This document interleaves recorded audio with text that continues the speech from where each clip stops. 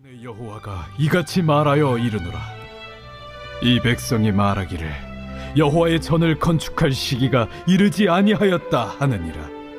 여호와의 말씀이 선지자 학개에게 임하여 이르시되, 이 성전이 황폐하였거늘 너희가 이때 판벽한 집에 거주하는 것이 옳으냐?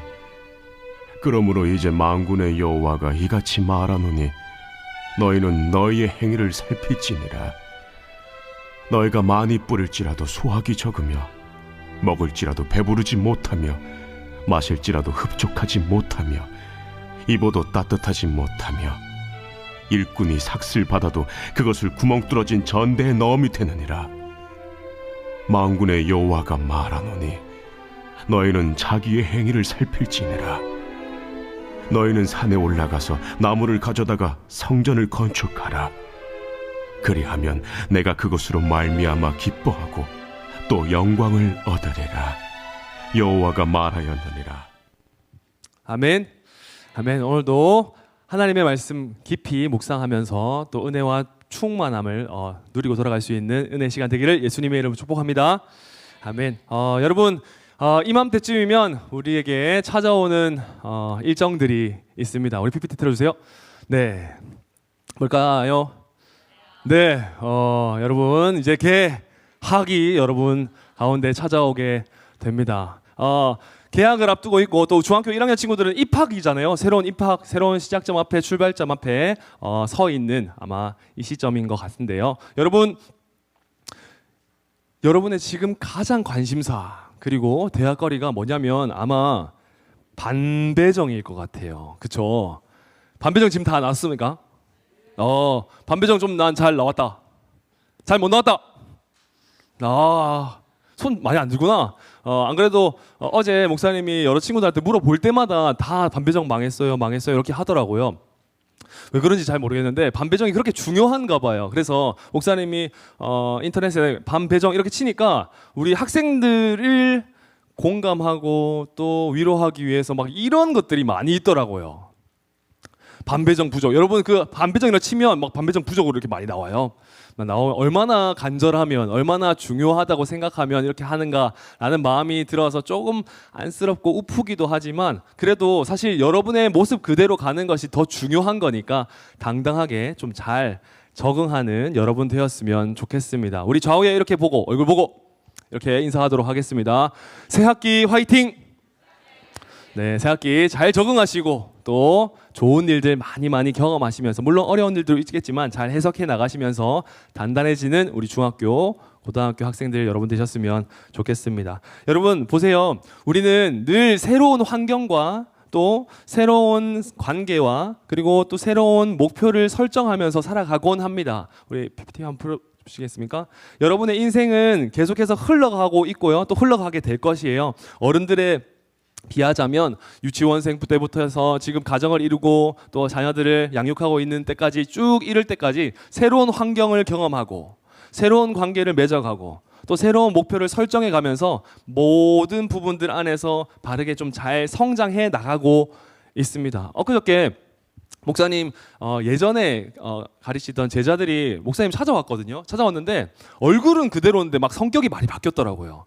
아이들이 여러 가지를 경험하게 되면서 성격도 많이 바뀌고 생각도 많이 자라가게 되었다라는 것을 보면서 와, 세월이 참 무섭구나라는 생각이 들면서도 상황이 참 중요하구나. 겪게 되는 상황과 생각과 또 만나게 되는 관계가 참으로 중요하구나라는 생각을 많이 가지게 되었습니다. 여러분, 우리는 유치원생부터 해서 노년에 이르기까지 쭉 인생을 살아가곤 하지만 모든 사람은 그 결과가 다 다르게 나타나게 됩니다. 똑같은 인생을 살아가는 사람들이 없잖아요. 똑같은 학교, 똑같은 상황, 똑같은 환경이라고 하더라도 그 사람의 인생과 방향은 다 달라요.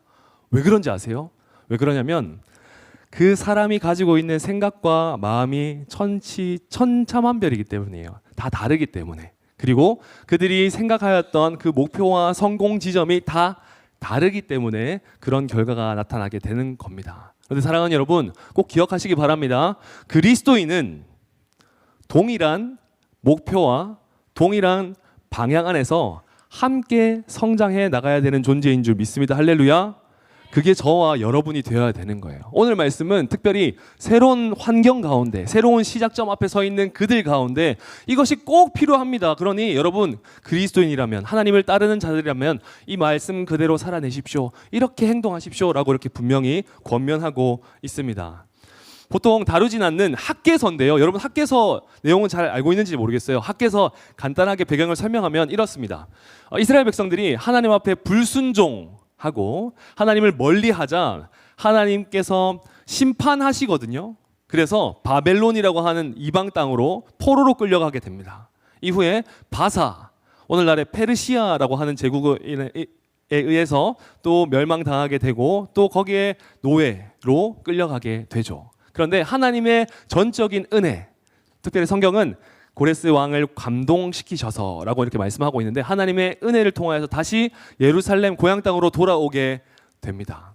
여러분, 나라를 빼앗겼고 가족들은 다 험한 일을 당하였고 노예 생활을 많이 하면서 영위하였던 그 사람의 삶이 다시 돌아가는, 그 고향 땅으로 돌아가는 삶이 되었다라는 것은 다시 세워야 될 것들이 참으로 많이 있었다라는 사실입니다. 무너져 있는 것들도 많이 있었고 또한 생각과 마음과 관계적인 부분들 안에서 새롭게 정립되어야 될 것들이 많이 있었다라는 사실이죠. 여러분, 예루살렘으로 갔을 때 가장 먼저 그들이 해야 했던 것은 무엇일까요? 성경은 분명하게 말합니다. 성전을, 기초를 세우는 일, 성전을 다시 세우는 것. 왜냐하면 예루살렘이라고 하는 것은 상징성이라고 생각하곤 하였거든요. 이스라엘 백성은 예루살렘이라고 하면 하나님을 예배하는 곳, 하나님의 임재가 가득 넘치는 곳, 하나님은 곧 나의 하나님신, 유일신이신 하나님을 온전히 예배하는 곳이라고 믿었기 때문입니다. 그런데 그 성전이 불타 없어졌기 때문에, 무너졌기 때문에 다시 세우는 일이야말로 자신의 정체성과 자신의 삶의 방향을 올바르게 다시 세워가는 일이었기 때문에 그 기초를 세워가는 것이 가장 필요한 우선순위였다라는 사실입니다. 그런데 여러분 보세요. 아까 사진 한번 보여주세요. 성경은 이렇게 이야기하고 있거든요. 시작은 했어요. 성전을 만들려고 시작을 했고 기초 공사를 막 시작해서 열심히 의기를 투합하여서 막 짓곤 하였는데 주변에서 상황 가운데, 외부 상황 가운데 방해 요소들이 참으로 많이 있었습니다. 사람들이 때로는 협박하기도 하고 때로는 실제적인 위협을 행사하기도 하면서 주변에 있는 사람들로 인해서 방해를 많이 받곤 합니다. 외부적으로는 방해를 받고 내부적으로는 하나가 되지 못하는 그들의 마음과 그들의 방향 때문에 이 성전을 빠른 시간 내에, 빠른 시일 내에 완공하지 못합니다. 그러다가 시간이 흘러 거의 곧 16년이라고 하는 시간 동안 성전을 건축하지 못하고 미루게 됩니다. 그 상황을 우리 학개 선지자가 말씀하고 있는 거예요. 그 상황 가운데 다시 세워져야 할 그 공간 가운데 새로운 시작점 앞에 있는 그들 가운데 꼭 하나님의 말씀을 붙들어야 함을 이렇게 말씀하고 있는 것입니다. 여러분, 우리는 지금 당장 내일 혹은 내일 모레 이렇게 이번 주간 계약을 하고 새로운 입학을 하고 또 새로운 관계를 맺어가는 새로운 시작점 앞에 서 있습니다. 그런데 여러분, 우리가 새로운 시작점 앞에서 해야 할 믿음의 반응과 믿음의 태도는 무엇일까요? 오늘 말씀을 통해서 알 수 있는 믿음의 그 겉면은 무엇일까요? 세 가지로 나눌 수 있는데 첫 번째 다 같이 한번 읽겠습니다. 시작. 여러분, 삶의 우선순위를 하나님께로 두어야 합니다. 여러분, 이거 명백히 기억하시기 바랍니다. 우리가 지식적으로 또 시각적으로는 너무나도 잘 알잖아요. 그런데 마음에 새기고 진짜 행동하는 것이 참으로 중요해요. 삶의 우선순위를 하나님께로 두어야 한다. 우리 2절과 4절, 2절에서부터 4절까지의 말씀 좀 길지만 우리 한 목소리로 차근차근 읽도록 하겠습니다. 시작. 만군의 여호와가 말하여 이르노라. 이 백성이 말하기를 여호와의 전을 건축할 시기가 이르지 아니었다 하느니라. 여호와의 말씀이 선지자 학개에게 임하여 가라사대 이 전이 황무하였거늘 너희가 이때 판벽한 집에 거하는 것이 가하나. 아멘. 여러분, 하나님은 먼저 이렇게 이야기하세요. 백성들의 환경과 형편들을 살펴보아야 된다라고 말씀하시지 않고 그들 가운데 생각과 말을 온전히, 특별히 마음을 온전히 고정해야 된다. 바른 곳으로, 바른 방향으로 고정해야 된다라고 말씀하고 계십니다. 쉽게 이야기해 줄까요? 여호와의 전을 건축할 시기가 이르지 아니하였다. 이 말인즉슨 이거예요. 여러분, 성전을 지금 당장 건축해야 합니다. 그것이 바로 하나님께서 가장 원하시는 길이기 때문입니다. 우리의 인생 가운데 우선순위가 바로 하나님을 나타내는 것이고 하나님이 드러나는 자리를 우리가 세워가는 것이기 때문입니다. 라고 이야기하니 이렇게 이야기하는 거예요. 아직 성전을 건축할 시기가 이르지 아니하였다. 아직 때가 아니에요. 지금 말고 나중에 해야 돼요. 이렇게 사람들이 많이 이야기하게 되었다라는 사실입니다. 여러분, 특별히 그런 이스라엘 백성들 가운데 하나님께서 이렇게 말씀하십니다. 너희는 판벽한 집에 거하는 것이 가하냐라고 이야기합니다. 여러분, 판벽하다, 어려운 말이지만 판벽하다라고 하는 것은 어떤 의미냐면 지붕은 1차적으로는 지붕을 덮다, 입다, 그리고 바르다, 세우다 이런 의미를 가지고 있어요. 건축적인 의미. 그런데 놀랍게도 백향목 그 엄청 값비싼 좋은 원자재를 가지고서 호화롭게 그것을 꾸미는 것을 포함합니다. 이 말인즉슨 아주 열심히 아주 마음을 다하여서 준비해내는 것, 그것을 판벽하다라고 이야기하는 거죠. 보세요. 성전은 멈춰 있는데 우리가 살아갈 그 공간은 아주 열심히 마음을 모아서 준비해 간다. 좋은 재료와 좋은 마음으로서 마음을 몰두하면서 그것을 세워져 간다. 그것이 가능하냐? 그게 맞는 것이냐라고 하나님께서 되물어 보시는 것이죠. 예를 들면 이런 건 것 같아요. 여러분 보세요. 여러분 배경화면 지금 예쁘게 잘 꾸며져 있습니까? 그렇죠? 아닌가요?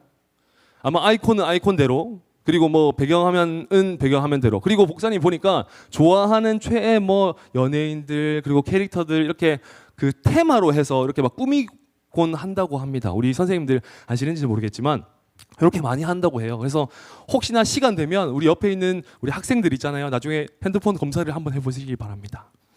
보지는 않았으면 좋겠고요. 살짝 들여다보시고 하면 좋을 것 같아요. 보시면 엄청 깔끔하게 정리하고, 어떤 친구가 저한테도 이렇게 이야기했거든요. 그 친구가 목사님 이거 핸드폰 정리하는데 한 3시간 걸렸어요. 이렇게 이야기하더라고요. 사진 정리하고 또 깔끔하게 정리하고 또 뭘 할지 뺄 거, 왜냐하면 좋아하는 사진들을 막 정리하다 보면 그게 용량이 꽉 차가지고 뭐 그렇게 뭐 지워야 되는 상황들이 많이 있나 봐요. 그래서 많이 하곤 합니다. 그런데 이런 거예요. 예를 들면 너희 핸드폰 배경화면 그 몰두하는데 진짜 마음을 쏟고 잘 정리하는데 네 방은 안 치우나? 네 방은 왜 이래? 어쩌면 본질적인 것, 여러분 가장 중요하고 본질적인 것들은 하지 않고 내가 원하는 것, 내가 가장 중요하다고 생각하는 그 우선순위를 향하여서 마음을 쏟는 것, 그것을 하나님께서 말씀하고 있는 겁니다. 하나님의 성전이 세워져야 하는 것이 가장 우선순위임에도 불구하고 너희 집은 호화롭게 너희의 삶에 모든 영위하고자 하는 그 욕망들은 계속해서 채우고 있느냐라고 말씀하고 계신다라는 사실이죠.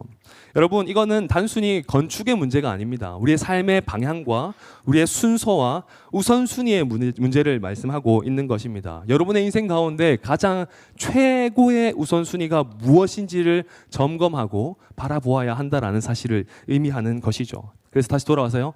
여러분, 판벽하다라고 하는 것은 하나님께 드려야 할 그 자리를, 우선순위를 뒤로 밀었다, 뒤로 멀리했다라는 뜻을 가지고 있는 것입니다.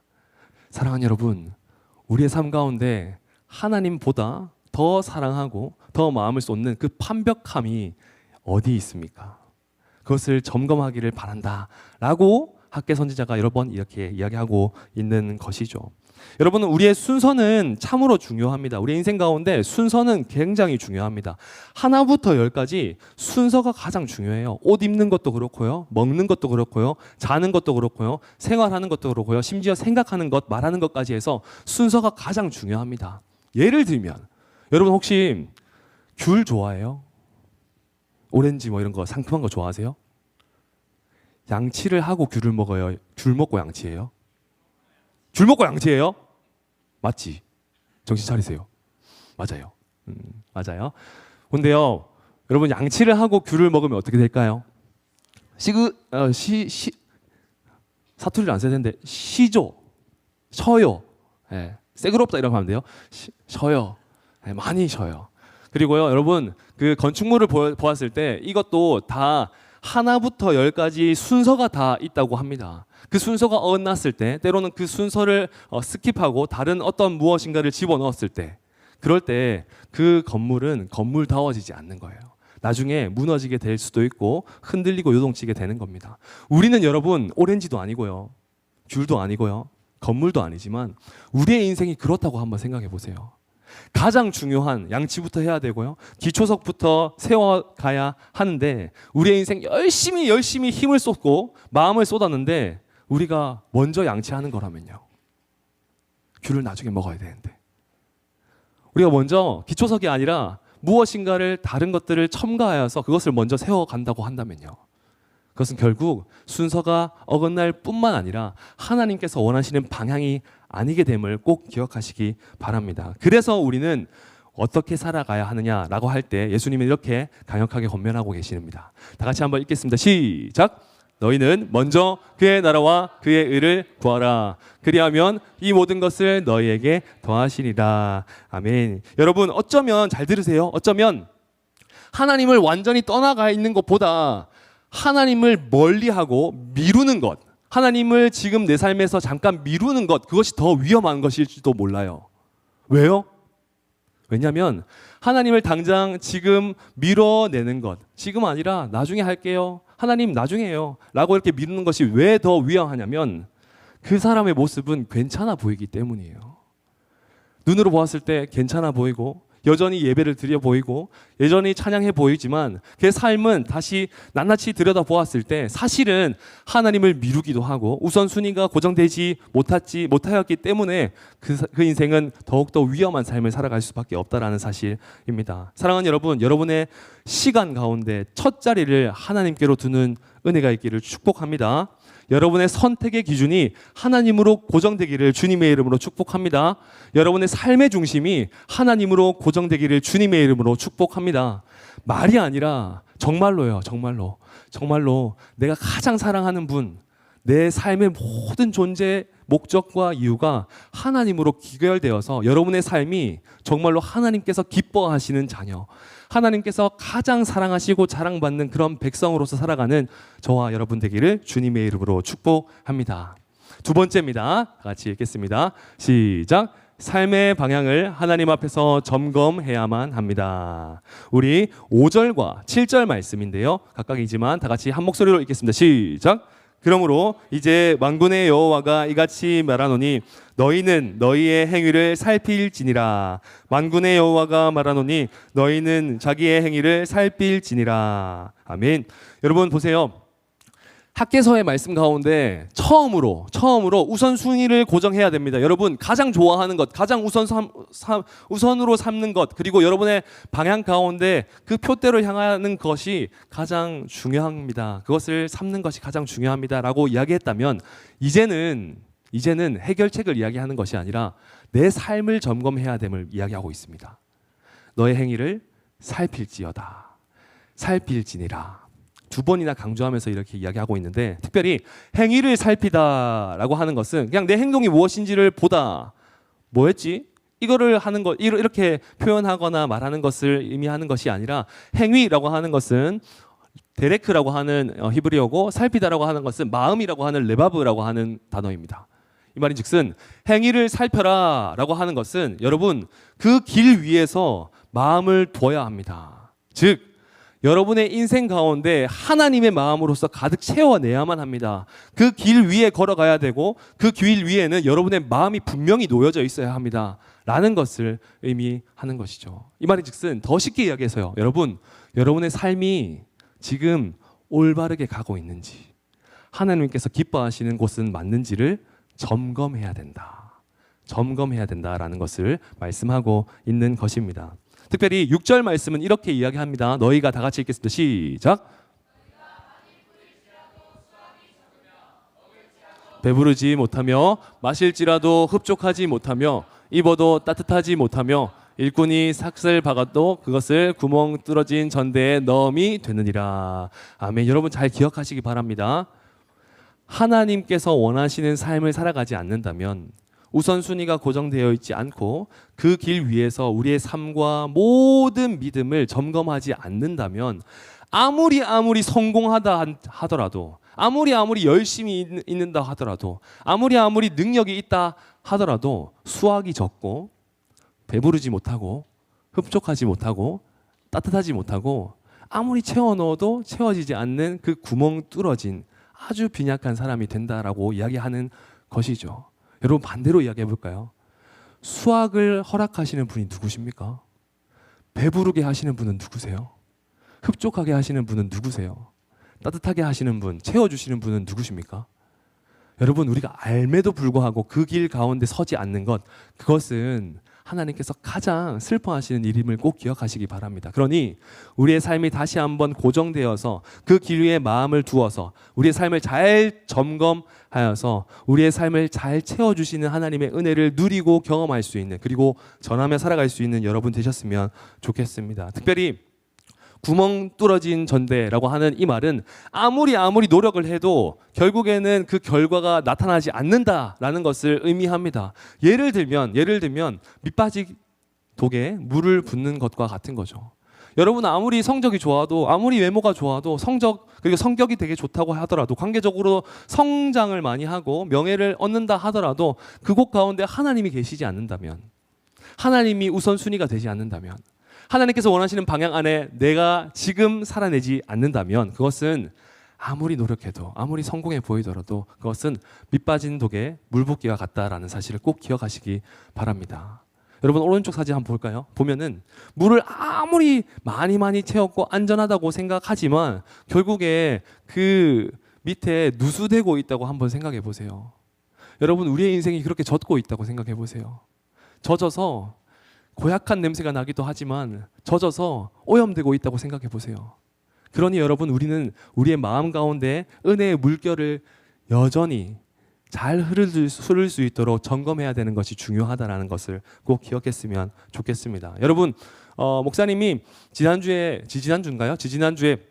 영화 설교를 하면서 독려하면서 도전을 해주기도 하였는데요. 한 번 더 도전하고자 이렇게 소개합니다. 저희 특별히 방학 기간에 맞이하면 시간 관리가 참으로 쉽지는 않아요. 여러분도 잘 느끼시고 목사님도 똑같이 공감하는데, 그래서 시간을 좀 잘 관리하는 사람이 되자, 하나님의 사람답게 진짜 살아내자, 하람 챌린지를 했어요. 그래서 임원 아이들과 해서 매일마다 부모님께서 방학 시간 가운데 가장 했으면 하는 부분들, 그리고 내가 실제로 할 수 있는 현실적인 부분들, 이것을 잘 논의하여서 그것을 지켜내는 챌린지를 했습니다. 그리고 지금도 계속해서 진행 중에 있습니다. 임원을 먼저 해서 이렇게 시작하고 있는데 지금 너무나도 잘 진행되고 있거든요. 어떤 친구는 책을 읽기도 하고요, 어떤 친구는 공부를 하기도 하고요, 어떤 친구는 스크린 타임을 줄여내기도 하고요, 어떤 친구는 운동하기도 하고, 다양한 부분 안에서 정리하기도 하고 많이 하고 있습니다. 한 부분 오글거리는 것처럼 느껴지기도 하지만 여러분 이렇게 이야기할게요. 해본 사람이랑 안 해본 사람이랑 달라요. 진짜 말만 그런 게 아니고요. 말만 하나님 지금은 때가 아닙니다, 성전을 건축할 때가 이르지 않았습니다 라고 말만 하는 것이 아니라 정말로 그것을 이행해내는 것, 그것이 더 하나님께서 주목하시는 것임을 꼭 기억하여서 여러분의 삶 가운데 정말로 하나님의 시간으로 잘 채워낼 수 있는 부분들을 고민하고 도전해 내시는, 그리고 이행함을 통하여서 하나님의 은혜를 누리고 경험할 수 있는 저와 여러분 되기를 주님의 이름으로 축복합니다. 세 번째입니다. 다 같이 읽겠습니다. 우리의 삶, 다 같이 읽겠습니다. 시작. 여러분 우리의 삶을 말씀에 순종하는 자리까지 이끌어내야만 합니다. 우리 8절 말씀 마지막으로 읽겠습니다. 시작. 너희는 산에 올라가서 나무를 가져다가 전을 건축하라. 그리하면 내가 그로 인하여 기뻐하고 또 영광을 얻으리라. 나 여호와가 말하였느니라. 아멘. 여러분 학교에서 처음 시작할 때, 모든 선지서를 시작할 때, 모든 성경 가운데는 하나님께서 말씀을 하십니다.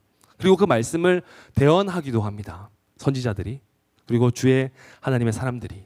그런데 여러분 우리가 주목해야 될 것은 하나님의 말씀이 떨어진다면 우리가 해야 될 믿음의 반응은 무엇이냐?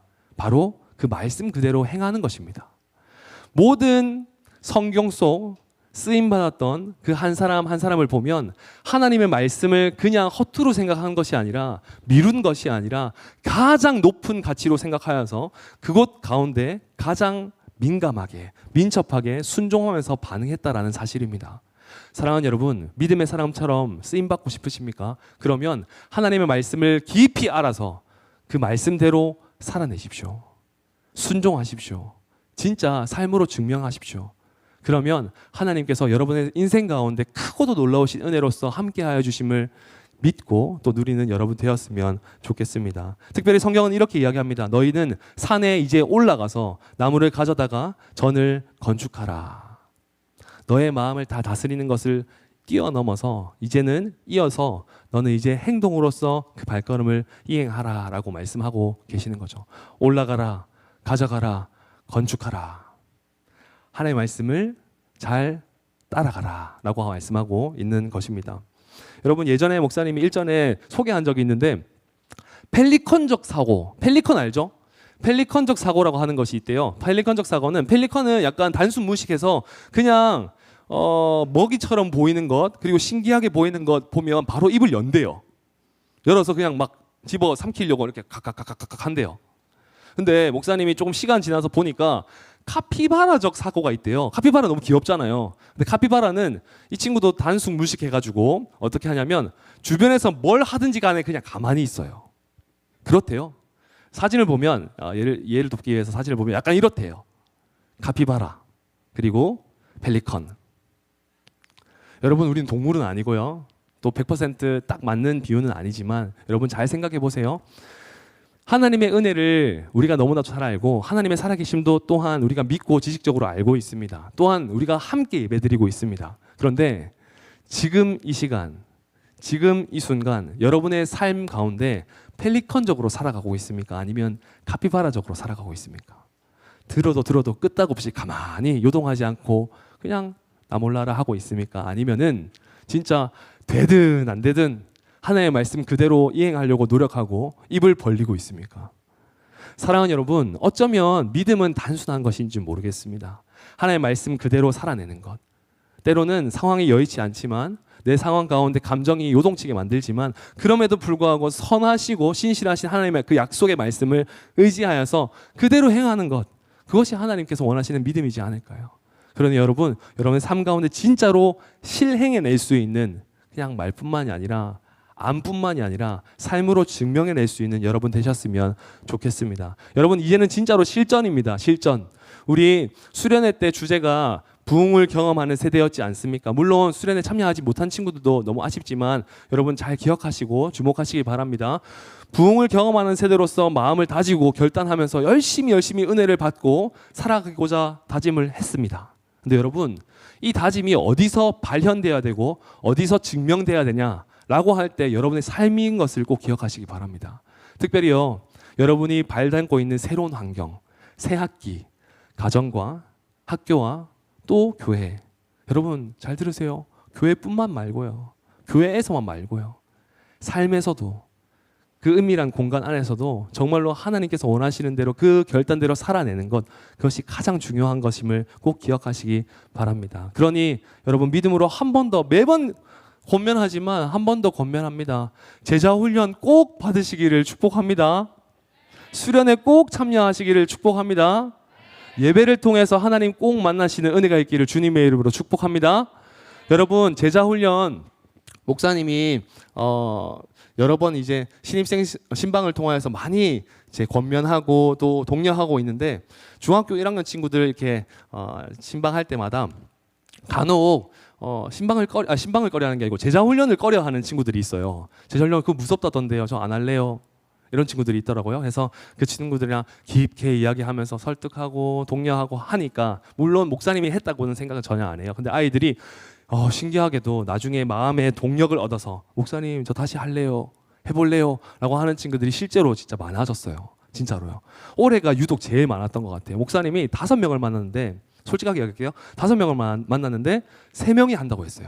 아예 안 한다고 했던 친구들이 한다고 했어요. 여러분, 그냥 두려워만 하고 있지 말고, 내가 어차피 입교를 받았고 세례를 받았기 때문에 할 거 다 해봤기 때문에 이제는 안 할래 라고 생각하는 것이 아니라, 하나님께서 원하시는 그 자리를 늘 지켜낼 수 있는 그리고 사모할 수 있는 여러분 되셨으면 좋겠습니다. 여러분 이 제자 훈련 너무나도 중요하고 필요한 거니까 참여해 주셨으면 좋겠고, 특별히 여러 가지 수련의 일정뿐만 아니라 예배를 통하여서도 귀를 열고 마음을 열어서 하나님의 은혜대로 살아낼 수 있는 저와 여러분 되었으면 좋겠습니다. 우리 말씀 한 가지 읽겠습니다. 시작.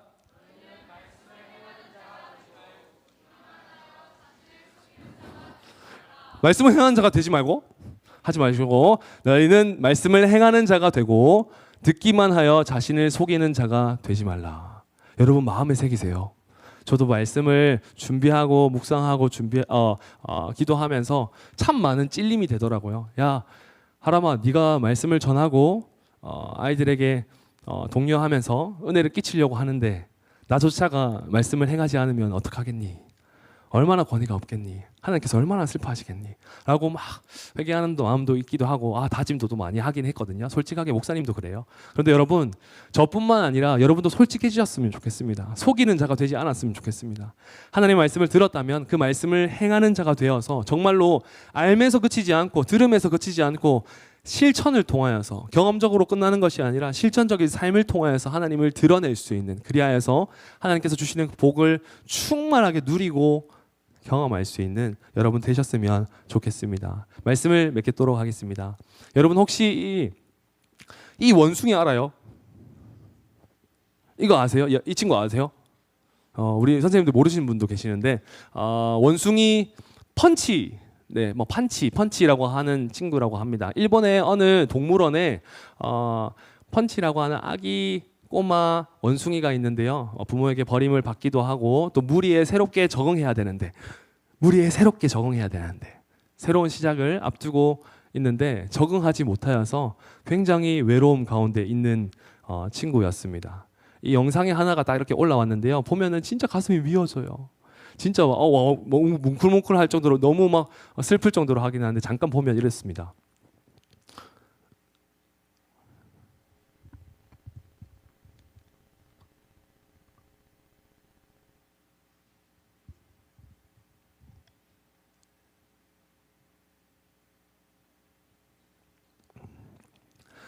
무리로부터 적응을 못하기도 하고요.